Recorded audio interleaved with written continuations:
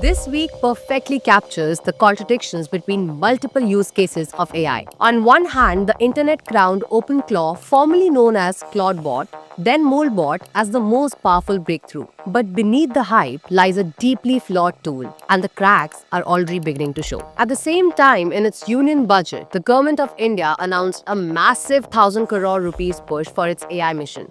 Cutting edge technologies, including AI applications, can serve us as force multipliers for better governance. From AI tools for farmers to content creators' labs in schools, signaling India's ambition to become a global AI powerhouse. But while innovation moves fast, the consequences are becoming real. A man from Delhi was hospitalized after following medical advice generated by ChatGPT for 28 days. Now, the question is, are we trusting AI too much? Hi everyone, my name is Divyanshi and you are watching The Cutting Edge News.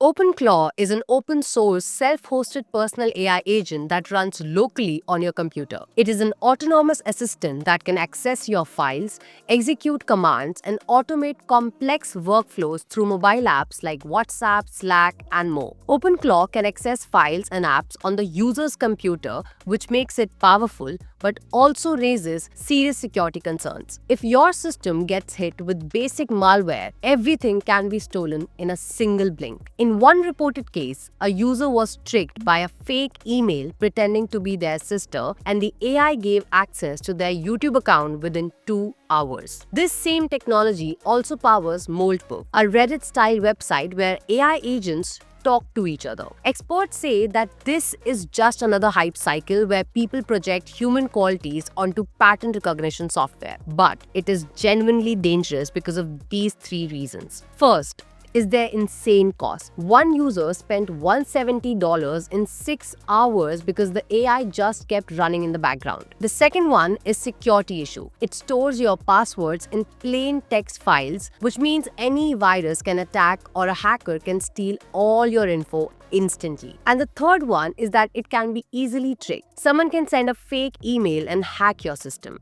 And that takes us to the conclusion that we need to have better systems and security standards before we start using them. It's best to treat AI assistants like OpenClaw as an interesting experiment rather than a software you trust with your personal data. In the new union budget for the financial year 2026-27, the government has announced a 1,000 crore rupee budget for its India AI mission. The union government has announced a tax holiday until 2047 for foreign companies that set up data centers in India to provide global cloud services, aiming to attract major foreign investment. The government has also rolled out the Semiconductor Mission 2.0 to boost chip manufacturing in India. The focus is on building homegrown equipment, materials, and full-stack Indian IP while strengthening the supply chains. It will also back industry-led research and training centers to grow a cutting-edge tech-ready skilled workforce. To support the agriculture sector, the government has announced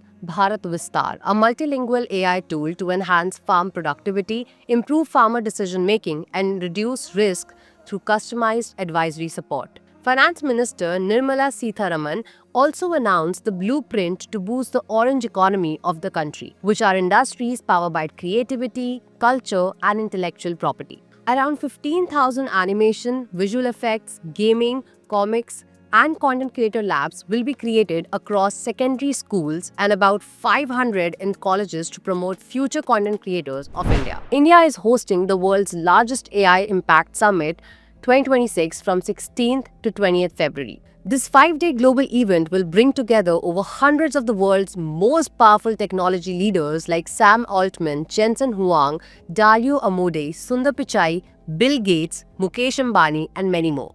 Literally, all these big giants are coming to India this year. According to Union IT Minister Ashwini Vaishnav, India will unveil its indigenously developed sovereign AI models at the summit. Few weeks ago, Honorable Prime Minister interacted with the teams which are developing the stack of sovereign models. Very happy to share with you that the models are in very good shape, and we should be launching those models in the AI Impact Summit. From shaping AI governance to fueling innovation and startups, the summit will place India at the very center of the world's AI future.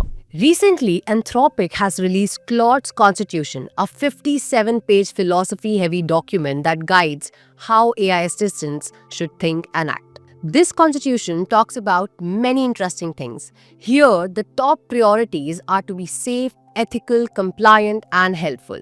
It explains the why behind the rules, helping Claude generalize values rather than just follow strict do's and don'ts. It also highlights Claude's psychological security and well being, suggesting the moral framework of AI. Moreover, it can even tell Claude to disobey its own creator Anthropic if asked to do something unethical. This is fascinating because we can see AI ethics in action and not just in theory. Anthropic is openly exploring whether AI could have moral considerations, something no other major lab has formally documented. We can build a world where human life is meaningful and humans, perhaps with the help of AIs, perhaps working with AIs, build really great things. For users, this shows a new level of transparency and responsibility and hints at the direction AI may take in thinking, reasoning, and decision making. In a serious incident in Delhi, a man was hospitalized in critical condition after following medical advice given by ChatGPT. The man reportedly took HIV post-exposure drugs for nearly 28 days without consulting any doctor or going for medical tests. After prolonged use, the man developed a severe drug reaction and was diagnosed with Stevens-Johnson syndrome, which is a life-threatening condition. This poses serious risk in self-medications based on guidance by AI assistants. Please remember, AI tools are not a substitute for doctors or medical professionals. Medical advice without tests or supervision can be dangerous, especially for strong drugs. The Andhra Pradesh High Court has issued a strong caution against blind reliance on AI tools in judicial proceedings. The court observed that while AI can assist with research and drafting, it cannot replace human judgment and must not be used without proper verification. The warning came after a lower court relied on AI-generated legal citations, some of which later turned out to be non-existent and AI-generated. For decades, scientists could only understand 2% of our genome that codes for proteins. The remaining 98%, the so-called dark genome, was largely a mystery. But AlphaGenome, DeepMind's new AI, can now read up to 1 million DNA letters at once, predict the effects of mutations even in non-coding regions. Model splicing, showing when gene instructions could go wrong, causing diseases like cystic fibrosis. Identify cancer-driving mutations accurately, matching lab results. This is a huge leap for precision medicine as AlphaGenome could help diagnose rare genetic diseases that have stumped doctors for years. This can even point to potential treatments, making the tool truly revolutionary. OpenAI has announced ads in ChatGPT for free and Go users in the US. They are considering advertising, but they have assured us that conversations won't be used to target ads. And the key promise is that the ads won't influence how the AI thinks, responds, or behaves. They have assured us there will be no scanning of private chats, they won't sell personal conversations, and AI will not nudge you to buy things. But there is a certain hiccup. Advertising always shapes incentives, even when we see it's claiming neutrality. But authenticity is the key for OpenAI. If it gets this right, AI can become more accessible without becoming manipulative. But if something goes wrong, it risks breaking the trust of a number of users worldwide. Dario Amodei, CEO of Anthropic, has written an interesting essay titled The Adolescence of Technology. In this article, he calls this phase the adolescent phase of AI. Just like a human adolescent, AI is seen as powerful, fast-growing, and increasingly independent, but unstable as well. As AI systems are evolving faster than society's ability to adapt, this promptly makes the next few years extremely important. Here, the key challenges include decisions around safety, governance, and deployment, which will shape the future use of AI. Deroy suggested that we need to make limited rules for the AI tools. Look, no one can actually predict what is going to happen in the future, but we can just learn and execute our ideas to solve real-world problems in a faster and cheaper way. Runway is bringing its 4th International AI Film Festival and is going to be huge. The festival promises to bring film, design, fashion, advertising, gaming, and new media together. The idea is to explore what happens when art meets AI. Using tools like Runway's Gen 4 and Gen 4.5 to emerging generative systems, these works promise novelty and new craft.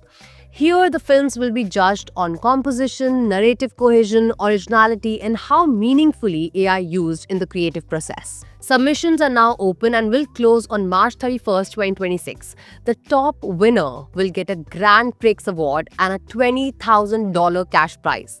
This AI Film Festival marks a new era in the future of filmmaking. Let me know in the comments if you found this video useful and if there are any other topics you would like us to cover.